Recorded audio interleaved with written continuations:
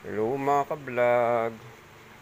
Dahil maulan at gabi na talaga, hindi tayo makalabas ng bahay. Umuulan.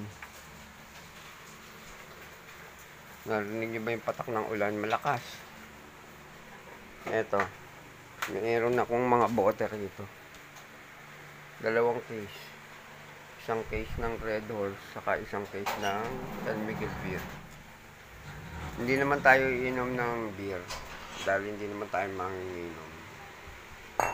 Ito lang. Ito lang ang bote natin. Meron tayong dalawa. Isang Red Horse na malaki.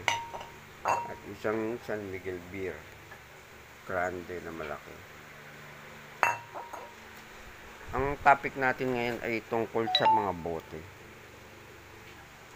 Importante kasi ang mga bote sa negosyo ng mga industriya ng alak at mga soft drink.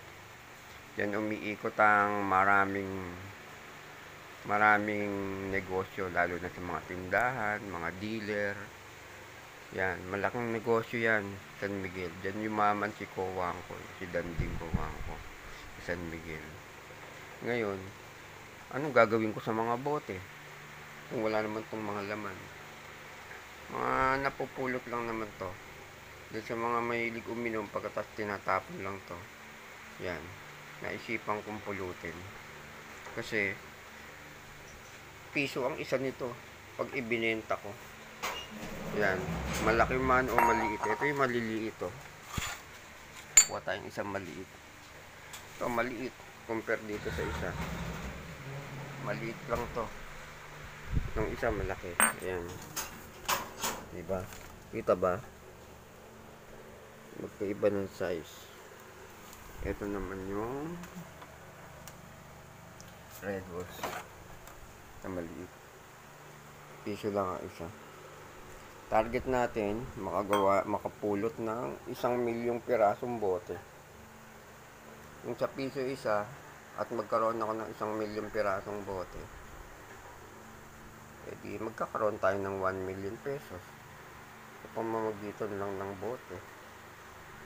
Kaya lang, tsatsagain lang natin to araw-araw kung may mapupulot tayo o wala. Yan lang naman ang topic natin. Sinimulan ko to last year, 2023. So far, kung i-convert ko sa bote ang naipon ko, eto na siya ngayon. Mga ka-vlog. Ayan. Nakalagay dito sa tray. Kita ba? Baliktarin ko na lang yung picture. Ayan, mga bote. Isang case ng San Miguel at isang case ng Red Horse. Ito na ngayon ang naipon natin. Inipon natin ang mga 20 pesos. Ayan, ang isang ganito ay 10 ang laman, 200 pesos ang isang ganito. Dalawang patong yan. Ayun yung nasa ilalim. Yan. Sa ilalim meron, no. Aangatin mo yan sa ilalim. Kaya dalawang patong. Kung 200 to, 1, 2, 3, 4, 5. 200 times 5 is 1,000 ang isang hilera. Dalawang patong yan. Di 2,000 yan. Ang isang hilera, 2,000. Dalawang patong. Kaya 1, 2, 3, 4, 5. Limang dalawang patong is 10,000 lahat yan. Apat na 10,000 yan. Ito 10,000 rin. Ito 10,000 pesos din. Ito 10,000. Kaya apat na 10,000. Ito naman huli, panglima ay ito lang may, ito isang hilera. Itong dalawa lang ang may patong. Ayan, no. May nakapatong sa ilalim. Yan, patong natin. Kaya itong dalawa lang ang may patong. Pero itong tatlo walang patong. Angatin mo, wala nakapatong sa ilalim. Yan, ilalim lang yan. Pero ito pag inangat mo, may nakapatong. Ayan, no. Kaya ito 1,000, 2,000, Ito, 4,000. Ito, tatlo. 1,000 plus 1,000 plus 1,000. Kung tatlo, 3,000. Saka ito, 4,000 to. Di 7,000. Apat na 10,000. 1, 2, 3, 4. Saka isang 7,000 is 47,000 na lahat.